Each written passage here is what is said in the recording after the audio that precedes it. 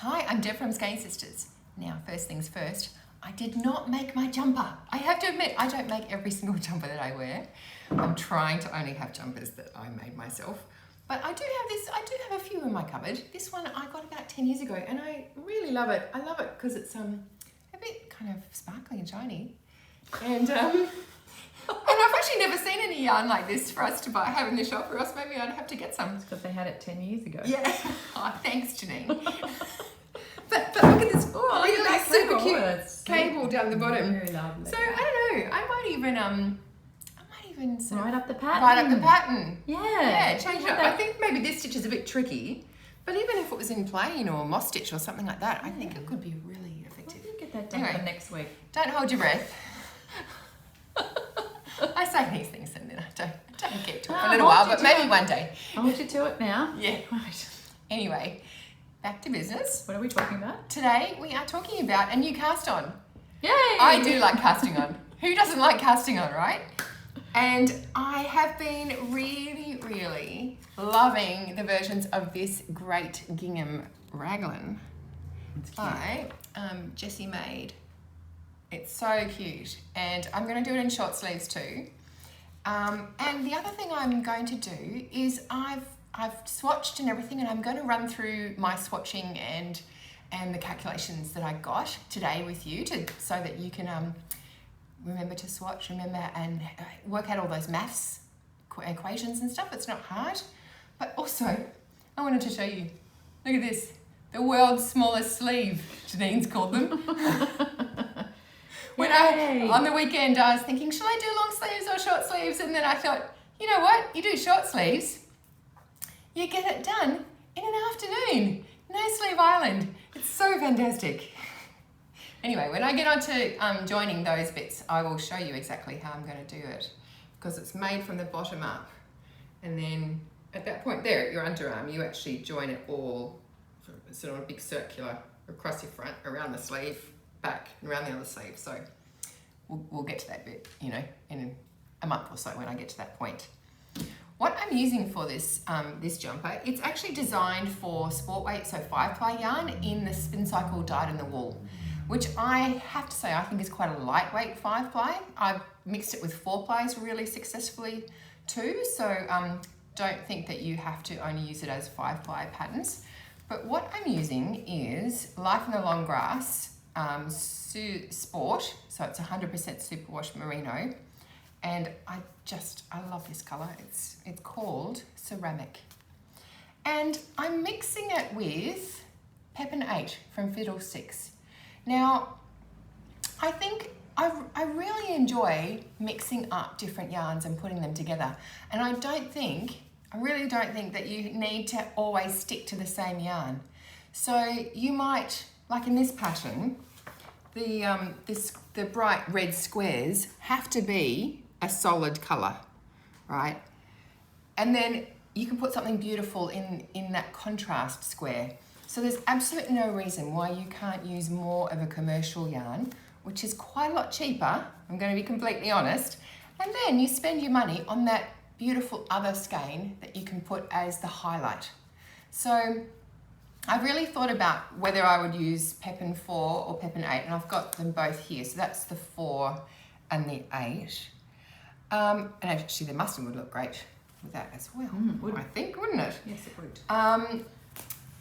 But I looked at the gauge. Now the gauge on this is 22 stitches per 10 centimetres. That's quite a heavier weight gauge. So it's more like an 8-ply gauge. On the Peppin 8 ball bands, it actually says on 4mm needles, it says 22 stitches. So I really thought, okay, I'm going to give it a go with the 8-ply first. And if it hadn't worked, I would have swapped to the 4. But I think, well, I'll show you exactly what I got with my gauge. So here is my gauge swatch. Because it's colour work, I did it in the round. I did it actually on a 40 centimetre cable.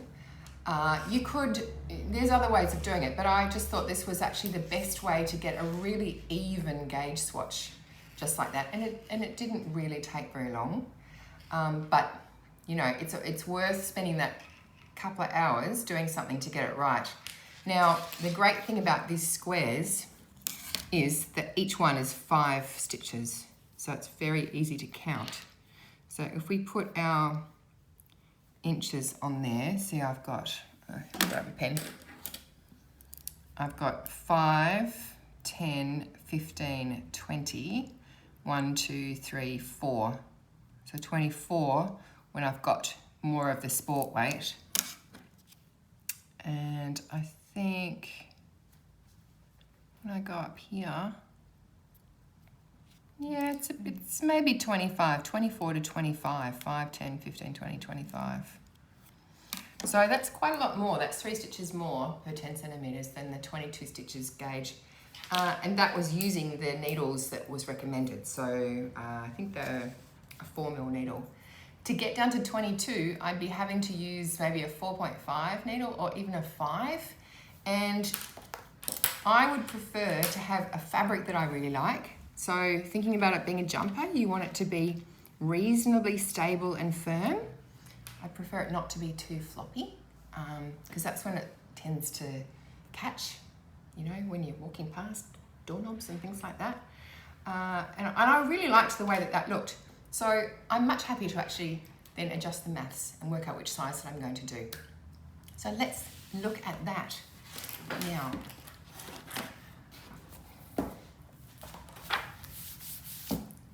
So Janine, how are we going to do this? You want me to come around? I think it might be easier to come over my shoulder, yes.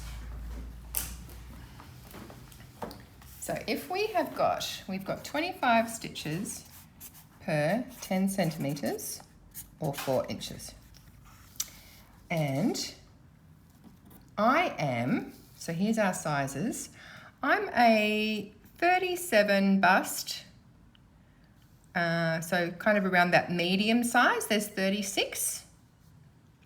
Or 95. So I'm somewhere between medium and large on there. So a medium to large. And the finished garment measurements are saying, if we go with the medium, 43.5 or 110. Okay, and we've made, the sweater is designed with 9 to 21 centimetres of positive ease. So if I'm a 95 centimetre plus 9 equals 104. And plus 21 equals 116. Yes. So you want to get somewhere between 104 and 116 centimetres. Now, if we go then, we've got our gauges 22 in our body.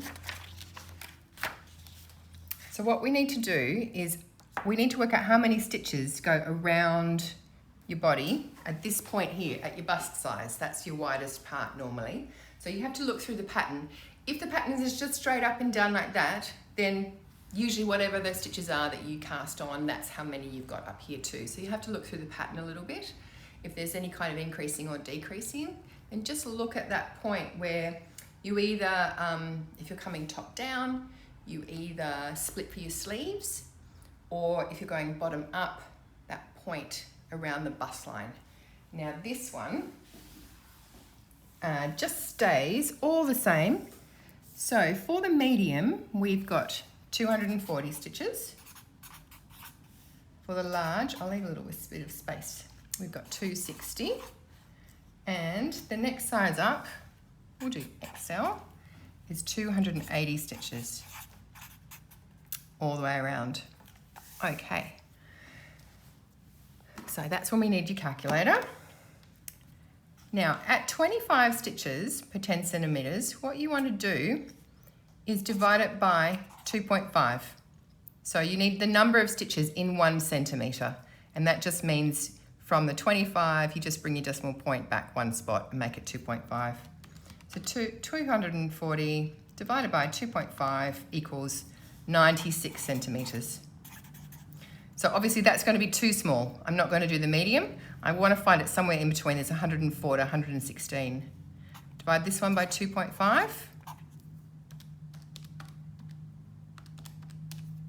104.